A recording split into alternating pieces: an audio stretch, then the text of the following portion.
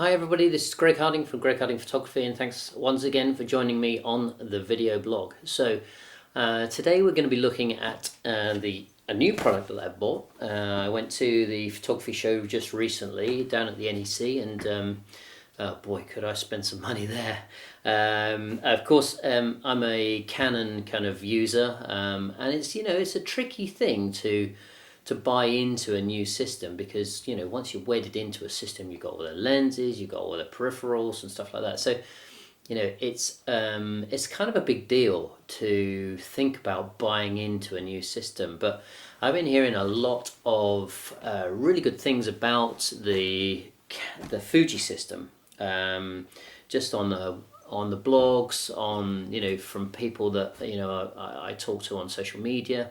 From some of the YouTube videos I look at, they're all banging on about the Fuji have really upped their game. It's they're packed full of really good features, and they're lightweight. They're a mirrorless system.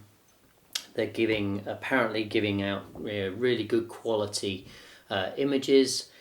So I wanted to see what all the fuss was about, to be honest. And yeah, I could have hired the system out probably and used it on a few projects, but there's nothing like owning a product. You live with the product for a while, you try it out, and you kind of get used to the menus. If you just hire it in, you're kind of like fumbling around for a bit. But I wanted to really immerse myself with trying to find out whether or not this Fuji is going to be a good solution to either moving away from Canon or being a supplement to the Canon 5D Mark III range that I've already got. So I wanted to give you a little review, just an unboxing review of the XT1, and let's see what it's about. So here we are. So let's take it out of the box. Okay, it's got all the usual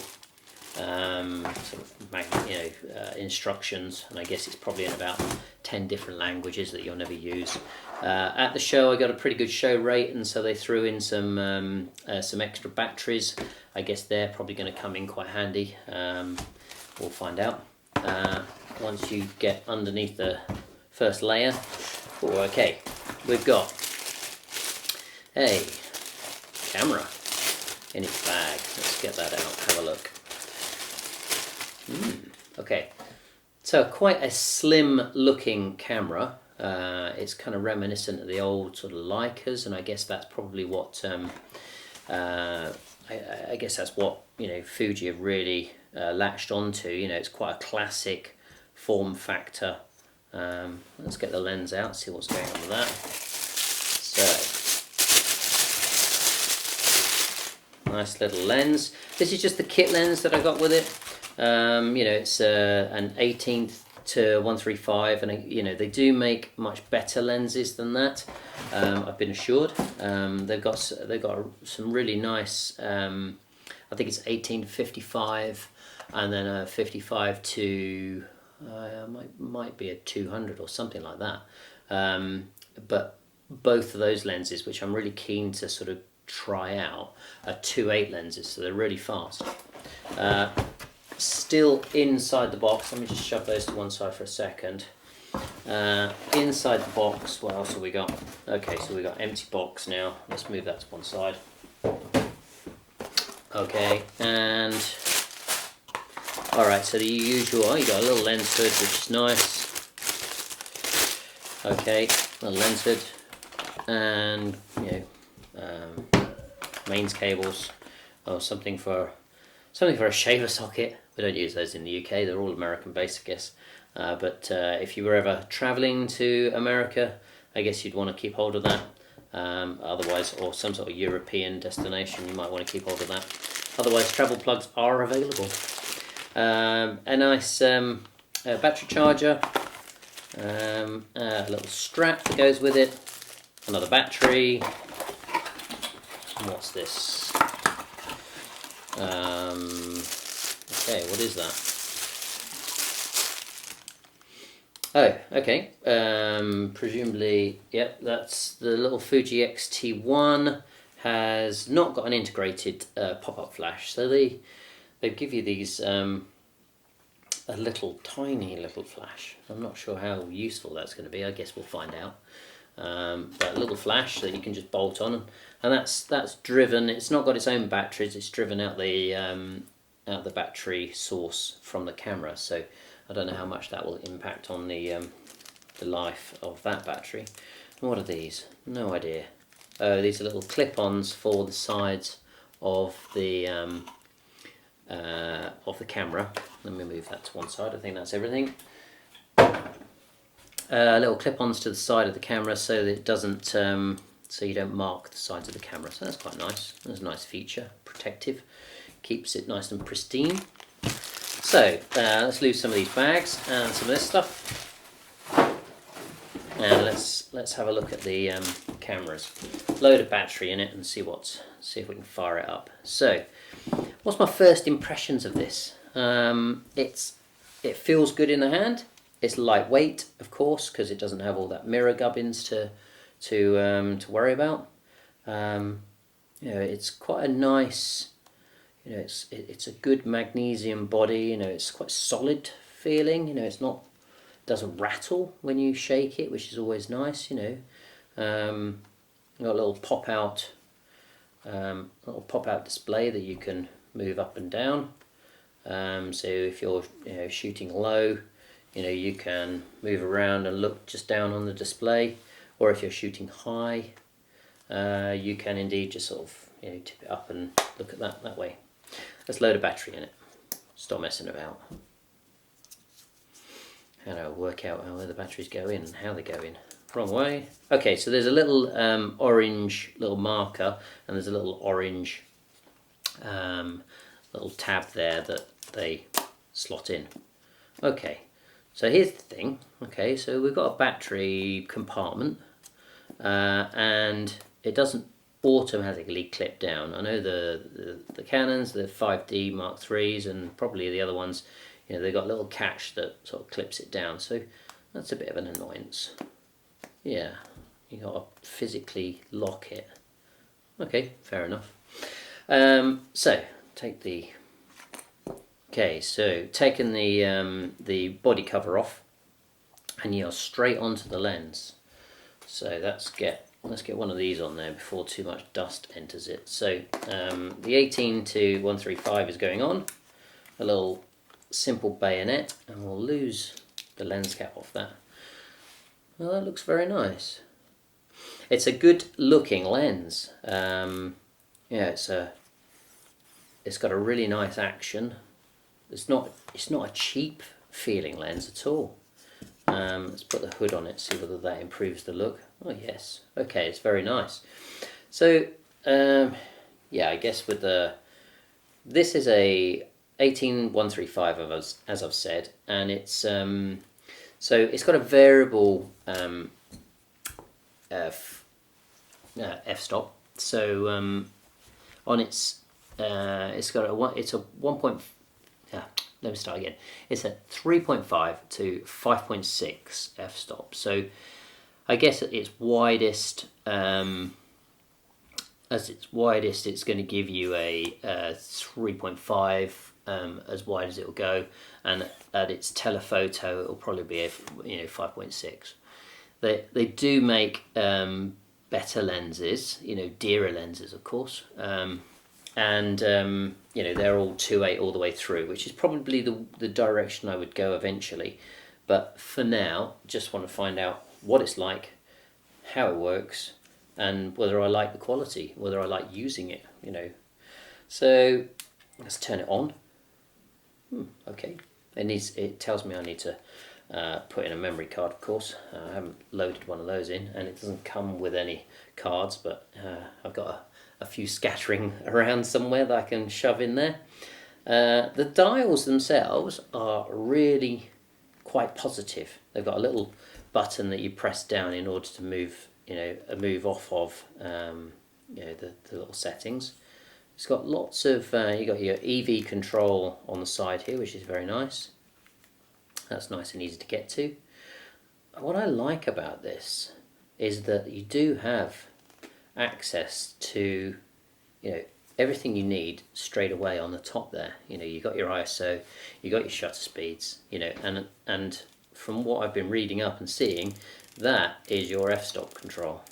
I don't know how that relates in there yet, but and I guess, you know, because we don't have a mirror of sorts. When I look through this, yes, it's an EVF, so it's an electronic viewfinder, but it's not. You know, it's a good size in there, and it's not, you know, particularly pixelated. It's smooth. You know, there's a lot of good features already inside that viewfinder that I like. One of them is you know, from what I can see, you got a leveling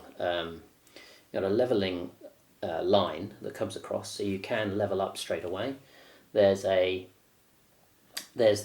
2/3 grid, which I guess you can change, and then you've got all of your ISO readings and stuff already built into there. Now, what's quite clever, I don't know whether you can see it, but what's quite clever is that when you put your eye up to the viewfinder, the back display cuts off, which I guess that's, you know, power saving. And so actually, holding it, how does it feel ergonomically? It feels good, you know. I mean, you can get a second like battery pack so that it becomes you know, you can shoot it more easily portrait, I guess. I guess that's all extra money. But at the moment, you know, it feels good. It feels quite tactile. I don't feel like it's gonna fall out of my hand. You know, some of the mirrorless systems, when they go too thin, you know, you feel like you can't hold on to it. So, but it's got a nice grip. I don't know whether you can see that, but it's got a nice grip and it's good tactile. You know, they've got like a rubberized texture to the grip, and they've got a nice thumb area just on the back here that helps to grip with that. I don't know, you can probably see that. So all in all, first impressions are pretty good, and you know, I mean the whole reason really for trying this system out is because it's nice and lightweight, and yeah, that is surprisingly lighter than the 5D range. I mean, you know, you're getting a lot of camera with a 5D, but you're also getting a lot of weight with it. You know, it's built solid, and all the lenses are top-notch solid stuff. So yes, you're gonna expect it to be that bit heavier. But on long shoots, and especially if you're traveling, you know, you're going to want something light and compact. On longer shoots, you know, you probably get a bit of back pain, or, you know, from carrying it around. You know, it's going to feel like a chore. You know, I've done loads of long shoots, and you know, it is, you know, you get used to it, of course, but a lighter weight solution would definitely, you know, you won't feel as fatigued by the end of the shoot. So we'll see. Let's have a look at how this performs actually, because I'm gonna do some real world testing with this. You know, I think predominantly why I bought this was to see whether or not it would cope with the construction kind of work that I do. I think that because when you're out on construction sites, you've got your whole PPE on, you've got, you know, loads of like hard hats, and you're already laden down. So, you know, trying to lighten that so you can move around easily was my whole idea really, as buying a lighter mirrorless system. And you know, I don't think this is going to be a huge difference in quality. Well, I'm hoping not anyway. 16 megapixel. So you know, it stands a good chance of throwing out some comparable images to the 5D. I think one of the things that I think that this will have a great use for is is when I'm out on the construction site. I can't physically get any higher, or lower, and I don't want to be scrabbling around in the mud or in a just in a space where you wouldn't want to be laying down. So when you pop out this, I mean that's I don't understand why the 5D Mark IIIs haven't had this feature, where you can pop the display out and arrange it how you want it. I mean that's such a cool feature. And I don't have to I can just bend down on my knees and get as low to the ground as I want. Or indeed, if I do want to shoot above my head, I can, hold the camera up and still see the viewfinder. I think that's going to be a really cool feature to use, and I'll see if I can show you some demos of that. Because when using the 5D Mark IIIs, there has been the odd occasion I shoot a lot of tyre work. And you're always near the ground. You're either laying on it or guessing, getting close to the ground as you can, and then kind of guessing without looking, trying to get the shot, and then just chimping on the back of the camera just to see how far away you are. So that's going to take a lot of the guesswork out of that. Some of the other features that are built into this that I can see just on the top here, we have Wi-Fi, so that I think that's going to be quite quite telling feature.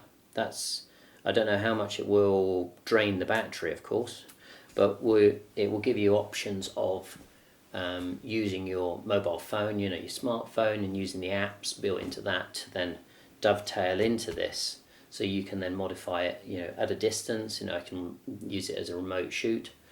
I think there'll be things where you can use it for GPS. So you can put GPS data into this without having a GPS add-on, which is another bugbear of mine with the Canon system. You have to have the little GPS unit, and that's like a couple of £100. Why isn't it built in? Some of the the 7D range I think has got the GPS system built in there already. The 5D Mark III really should have had that in there. Even the newer, I think is it the 5DS, 5DR, the 50 megapixel one and the high contrast one. They still don't have a GPS built into it. People want to geotag their images these days, and when I'm out shooting on a construction site, when it's bare ground and you can't see anything, there's no landmarks, it's going to be really important for the client to know where you're stood and what you're photographing at, because there's no other idea, there's no other visual prompts to tell you where you're pointing, where you're looking. At least with the GPS, you've got the height, the length, the direction you're looking at, and later on, they can use that GPS data to nail down to exactly where you were on a map. So I think that's going to be quite a good feature. I'm hoping so anyway. What else can I tell you about this? Without going into all the menus, and I guess that's going to be a bit of a learning curve for me initially, is finding out where all the menu buttons are and then customizing if I need to. But first off, it looks like you could pick this up, and start shooting with it initially, straight away, because I've got my ISO, I've got my shutter speed, and my focus, my f-stop ring.